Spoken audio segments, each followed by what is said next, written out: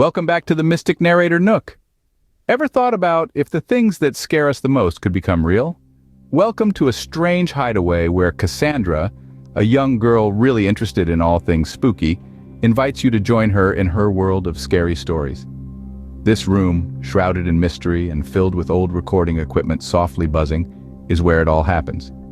Here, Cassandra tells her hair-raising stories that echo off the walls, and her voice sounds like a ghostly song in the quiet night. Tonight, we're going to dive deep into the scary story of the Mimic. This creature isn't just a monster from old stories, but, according to the tale, it was born from the pain of a tormented soul, and it feeds on the fear of people. It loves to take your deepest, most personal fears and turn them into a terrifying reality you can not only see but feel. This evil creature copies your fears, your doubts, your nightmares, and makes them real. So real that your heart races, your hands sweat, and it becomes hard to breathe.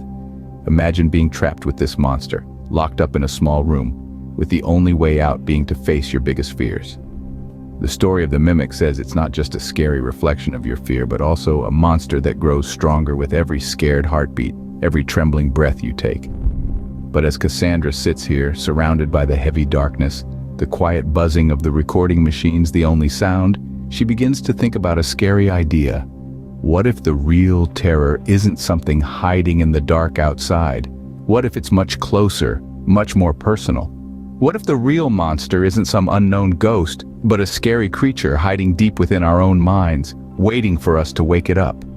Suddenly, the fear isn't of the unknown outside. The fear is the known inside. The idea hits like a cold wave. The real monster might not be hiding outside our walls. But is there a mysterious entity dwelling in this old building, or is her mind playing tricks on her? Our protagonist, Cassandra, is a courageous young woman residing in an ancient apartment complex.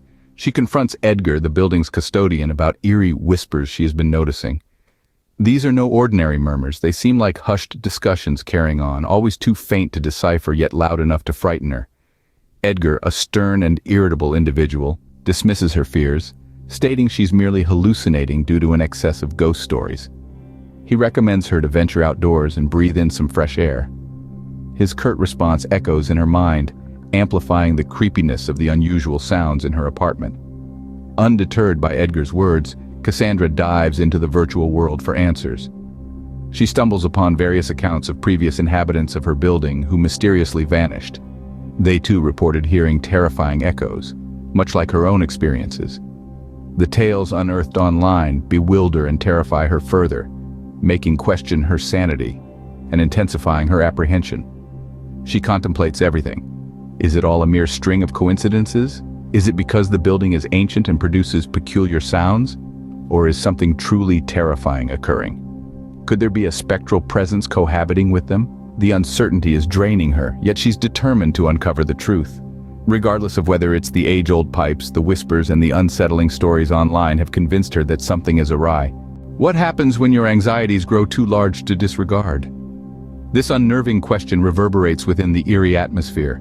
The hushed whispers of the wind mimic a vast, haunting orchestra, bouncing off the walls of the sinister corridors in Cassandra's mind.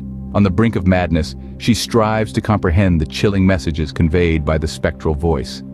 As the situation sinks in, a shiver travels down her spine. The voice, ghost-like, is a true representation of Cassandra's greatest fears. Her once secure and cozy apartment now feels like a backdrop for her darkest nightmares. The voice, with its icy tone and mocking undertones, provokes her. You created me, Cassandra. You breathed life into your trepidations and doubts. Now they stand before you, magnified and more horrifying. A terrible mirror reflecting your deepest anxieties. Prepare to face them. A challenge has been issued, a daunting task impossible to dismiss. A sinister labyrinth lies before her, housing the solutions she craves. A complex route obscured by shadows, a riddle begging to be deciphered. Taunted by the relentless jeering of the voice, Cassandra inhales deeply and plunges into the abyss, guided by the echoes of her fears acting like an unconventional compass, leading her further into the terrifying space, the question lingering, an ominous specter of uncertainty dominating the scene. It's time to confront whatever is concealed within. The decision to confront her fears, an outcome of the spectral conversation with the voice, signifies a pivotal moment in Cassandra's life. a decision made in desperation, a final attempt to reclaim her sanity from the terrifying sensation gnawing at her. Her mind, once a sanctuary, has transformed into a battlefield where she must combat her innermost fears. She is resolved to confront the horrifying images of her insecurities, the terrifying apparitions birthed by her own mind as she ventures deeper into the labyrinth of her anxieties. What is real and what is just a mirage? In the chilling depths of the vent, queries surface. This maze-like vent is where Cassandra confronts her deepest apprehensions. The vent is not simply a dark tunnel. Her worst fears take form in the labyrinth, blurring reality. Her fears become monstrous apparitions, illuminated by the distorted actuality she's trapped in. Each segment of the vent animates with frightening specters. Despite her fear, Cassandra remains valiant. With unwavering determination, she navigates through the labyrinth to reach her apartment. Her home now harbors the eerie remnants of the voice. This voice is a malevolent echo that lurks in the hidden corners, taunting her. Cassandra, even if shaken, remains courageous. She refuses to let the voice intimidate her. "I'm not scared," she asserts. Her voice reverberates and the courage blazes in her heart. She confronts her fear and reclaims her life. The voice dwindles until it vanishes. In newfound tranquility, Cassandra finds her triumph. Fearlessly, she declares, "I'm not scared. I determine who I am, not you." Her words resound in the silence, imbued with newfound strength, signifying her victory over her fear. She's affirming her bravery and her control. "I'm not scared. I define who I am, not you," she reiterates, her voice resolute and unyielding, depicting her triumph. What happens when we finally beat our fears?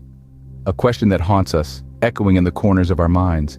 It's a moment of silent triumph, to venturing into unexplored territories with renewed courage. The deafening cacophony of fear subsides, replaced by the resounding melody of our steadfast determination coursing through us. Now let's delve into Cassandra's tale.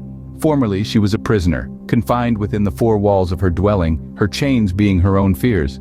She was bound by her terror, which left her secluded in her cold and desolate apartment. But today was set to be different. With bravery, she was about to step out, bask in the welcome embrace of the warm morning sunshine, a harbinger of hope and fresh starts. Suddenly, Edgar appeared. But it wasn't him, rather a mimic that morphed into a monstrous creature and dragged Cassandra back into her prison. Their exchange, meant to be liberating, turned into a chilling encounter. His words, once encouraging, turned into a haunting whisper. "The echoes will never stop." The echo chamber, what once was her fear and was supposed to be a testament to her bravery, turned into a relentless nightmare. "It's time to face the real world," was what Cassandra had told herself, her voice resounding with newfound courage. But instead of bravely venturing out, she was dragged back in by her revisiting fear, leaving her to ponder on her encounter with the mimic and the endless echoes in a future episode.